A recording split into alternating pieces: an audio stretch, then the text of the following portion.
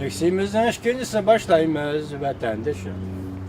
Şangan demokratları orada aldamçılığını içip taşlap, ammağı yardımlaşıp, hakiki saylamla ahırgacha elip baraylı dedi mavzulu haber.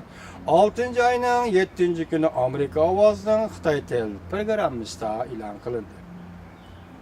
Hakiki saylamını ayırıp alaylı degan haber.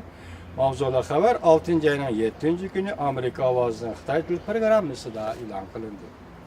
Haber mundaq başlandı.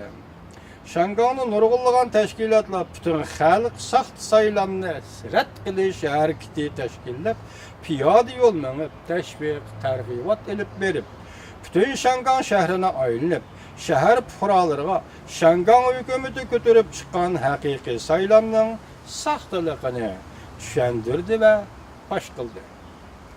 Şangan Pan-Demokratizm Qatarlıq Təşkilatından təşkillənən 100 nəfər kişi 6. ayının 7. gün saat 10'dan başlap Şangan Jiulong Mədəniyyət Mərkəzində bütün xalq saht sayılanları rədd qilish hareketi yığını təşkillidir. Fuqaraların küçü, şəhər xalqının küçü arqalıq növbətdə yolga qoymakçı bolğan siyasi islahatın saxta mahiyetini şərhiləşni, düşəndirişni bütün şəhər xalqıga, Şangan xalqı bildirişni ümid qıldı. Bu hareketinin bayanatçısı mundaq görsətdi. Bu yer kelgenligimizde hükümetinin saxta fəzlikini içip taşlaş üçündür.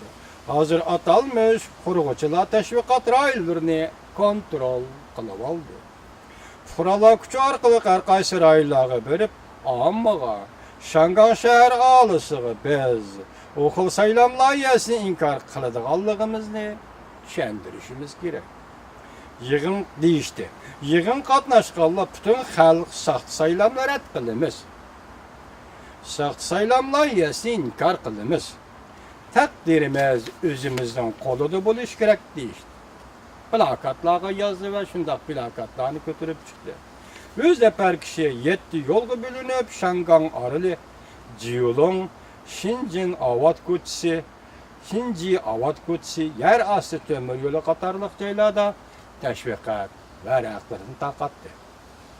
Şangan xalqı bu qətim 6. ayının 14. günü 15.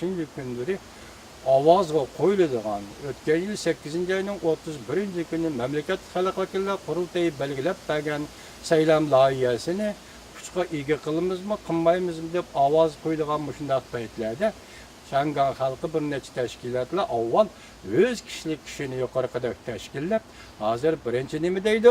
Saxt saylamni inkor qilamiz, saxt saylam loyihasini inkor qilamiz. Saxt saylam loyihasini rad qilamiz. Şanganning taqdiri yoki Şanganning xo'jayinlik huquqi o'zimizning qo'lida. Şangan o'zimiz xo'ja bilamiz, xo'jayin bilamiz. Biz saxt saylamni inkor qilib, yoki rad qilib, Şanganda o'tkazilgan 2017 yili Şanganda o'tkazilgan haqiqiy umumiy saylamni qo'lga keltirish uchun kurash qilamiz deyishdi.